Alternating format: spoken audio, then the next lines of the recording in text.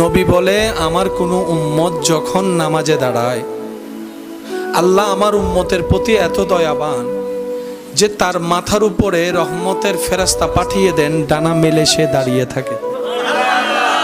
ওই বান্দা যতক্ষণ নামাজে থাকে ততক্ষণ পর্যন্ত সেই নামাজের পক্ষ হয়ে ওই ফেরেশতা আমার উম্মতের জন্য আল্লাহর কাছে ক্ষমার দোয়া করতে থাকে, রহমতের দোয়া করতে থাকে, মাগফিরাতের দোয়া করতে থাকে।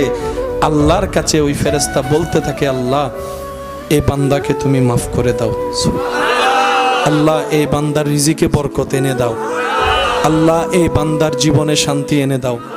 যতক্ষণ নামাজে থাকে নামাজি রহমতের ফেরেশতা মাথার উপর ছায়া হয়ে দাঁড়ায়।